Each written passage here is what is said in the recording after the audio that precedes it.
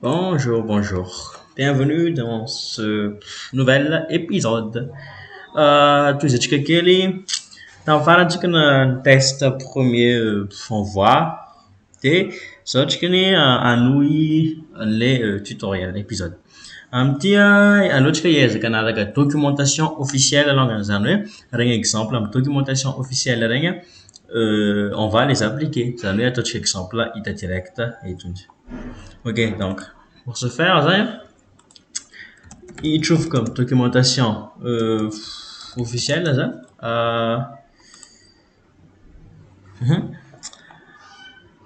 documentation, voilà, ok. Itra partie installation efa hitantsika ny compréhension d'un fichier efa hitantsika mameno an'itony efa hitantsika ny. Donc maintenant on va aty amin'ny usage izy. Minimal application. Ty le nitestsika voalongany takeo, le nandefa hello ampalibe. De eto moa zany izy manazava hoe inona nataon'ity code ty. Hoe ligne 1 zany miimporte an'le ampalibe, le package. De ligne 2 miimporte an'le configuration. Les configurations c'est définissentsika tato, le conf zany miimporte an'ity classe configuration ty. De satria ty omena paramètre le ampalibe avy eo ahafahany manao initialisation na zavatra ampiasaina rehetra avy eo. Zany hoe en gros zany ty conf ty maka le variable d'environnement. Manino moa tsika manoratra variable d'environnement amizay afaka rehefa push code tsika ohatrany amina repository de tsy lasa antony authentification atony satria données sensibles zany ny ato configuration anina. De zay mahatonga azy ataontsika anatina fichier info. Ok. De ty le initialisation, ty le ampalibe init ty de me retourner an'ty pod ty. De ty pod ty avec eto ty fafako aloha ty commentaire. Ty pod ty en gros ça va en fait io zany le ty instance an'ty pod ty le ho ampiasaintsika foana. De anatin'io pod io misy mbola misy objet anankiray zay ho ampiasaintsika ataontsika chat. Raha nijery ta ambany ty commenter ty. Raha nijery ta ambany tato de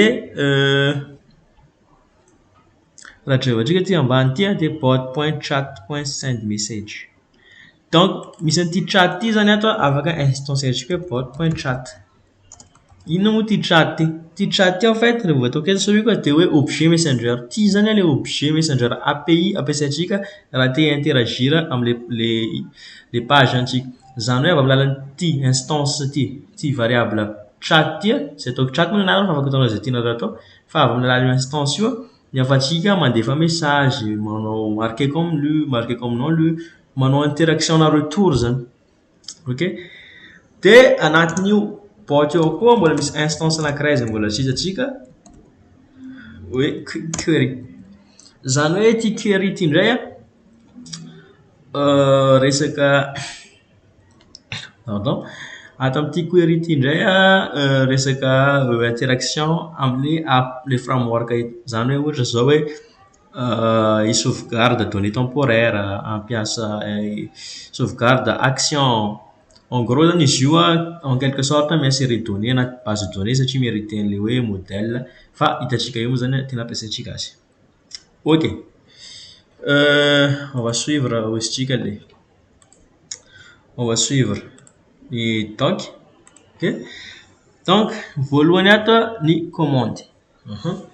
Ny commande, inona moa ny commande? Ny commande dia ty décorateur ty. Décorateur zay ataontsika ty. Ny antony raha ohatra ka nesorintsika ty raha nesorintsika zany ty décorateur ty de tsy ho tonga tsy handeha mihitsy zany io application io. Satria ity décorateur commande ty ny ahafahantsika mipréciser hoe makaiza le lalan'le message. Zay moa zany nanaovanay sous forme root an'le paramètre eto. Zany hoe mahakany amin'ny slash na hoe amin'ny racine. Zay zany le izy eto. Donc par défaut zany atao amin'ny racine aloha le izy. Ohatran'ireny root reny hoe slash amina site web slash ino ny index voalohany. Donc ça zany afaka mamorona fonction hafa ataontsika hoe autre ohatra ohatra ny tenako teo ty extend ihany tsy maintsy asina hello les gens ataoko print zany hoe affiché comme terminal de raha te hitsofoka ato raha tiako hoe raha tiako lancer ty fonction ankireky ty de mila décoreko amin'ny commande ok de ato amin'ity commande ty zany manisy route hoe rehefa ina mitsofoka ato de ozitrika hoe ny philosophie ampalibe de tout est commande zany hoe vao misy message zany de traité en tant que commande donc reo za manao hoe slash test dikan'izany zany ny message tonga avy any rehefa manomboka amin'ny slash test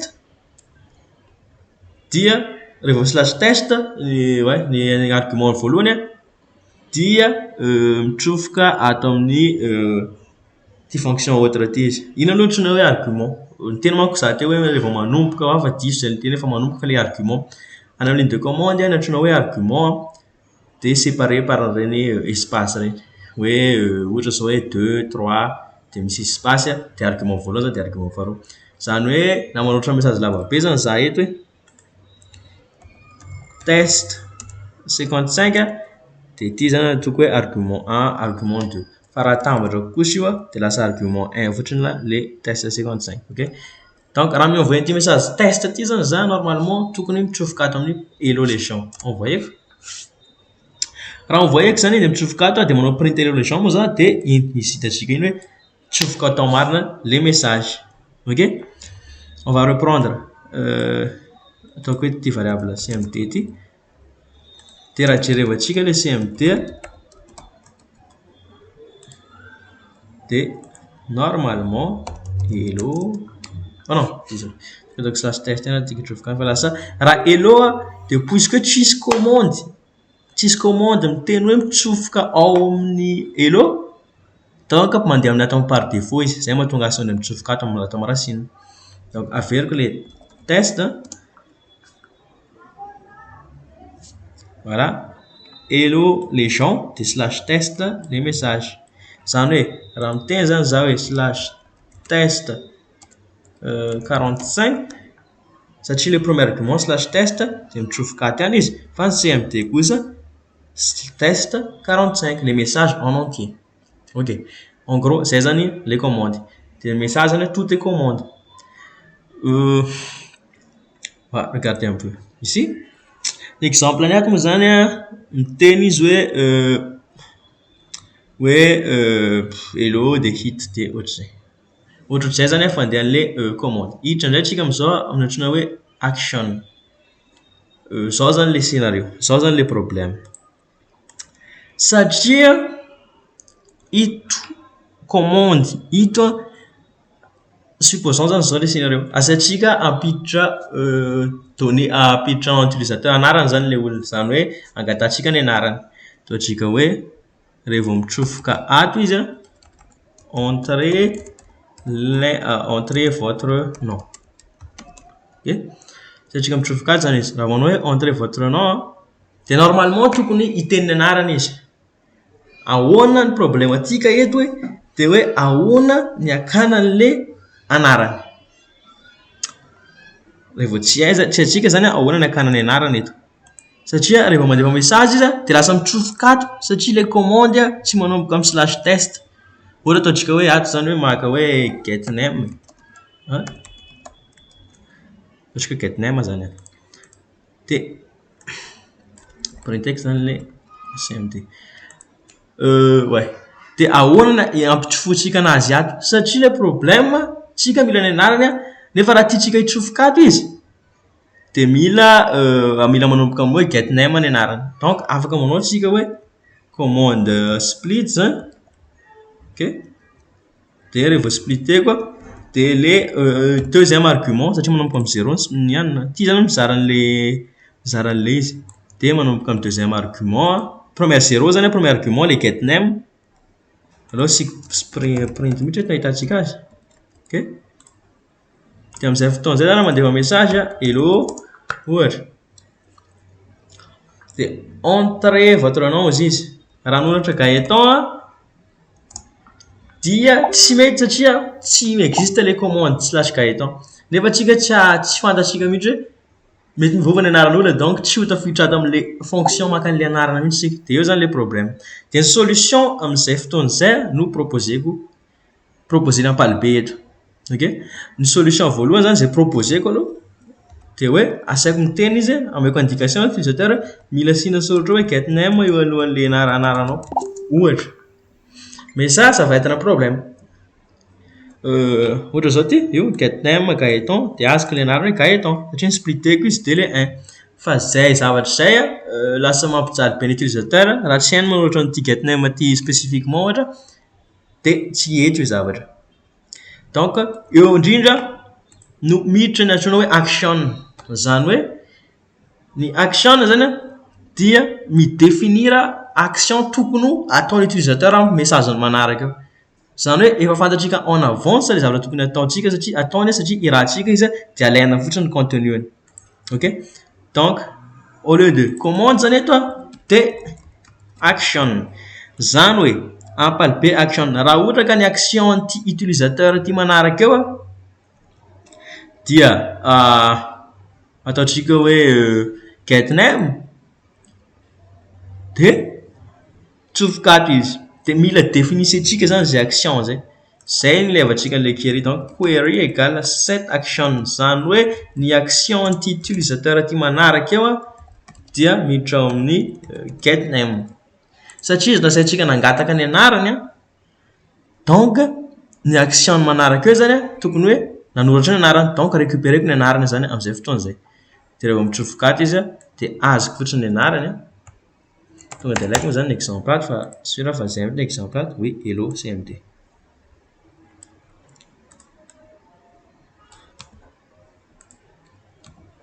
Voilà. Sender ID tsy hitany satria je n'ai pas mis en paramètre. Ok, zany hoe ty zany fantatsika hoe na dia tsy manisy mot clé izy fa tonga tokony anarana zany message tapena avy any satria ny instruction avy tany hoe entrez votre nom dia ny définissetsika hoe action io manaraka eo ny définir nom dia afaka tonga tafiditra ato izy amizay satria forcetsika ny tsofokato le message zany manaraka. Dia rehefa tafiditra ato dia mila verina vide le action mba tsy ho bloqué ato izy satria raha mbola défini en tant que hoe get name foana ny action dia lasa hiverina ampalibe hoe tokony mbola hitsofokato foana izy. Donc rehefa mitsofokato izy avy eo dia fafana amin'izay le action dia azo le CMD, azo le anarana. Dia on va tester ça bien sûr. Tena amin'izay zany za hoe hello manontany votre nom dia soratako amin'izay ny anarako dia hello Gaëtan ozy izy. Dia raha miteny ok avy eo satria mifafaka ny action dia miverina message par défaut satria tsy existe les commandes ok. Dia en gros zay le izy. Zay ny partie n'ity vidéo ty miditra amin'ny partie manaraka tsika avy eo tonga dia jereko inona izy ato miditra amin'ny resaka données temporaire tsika avy eo. Merci.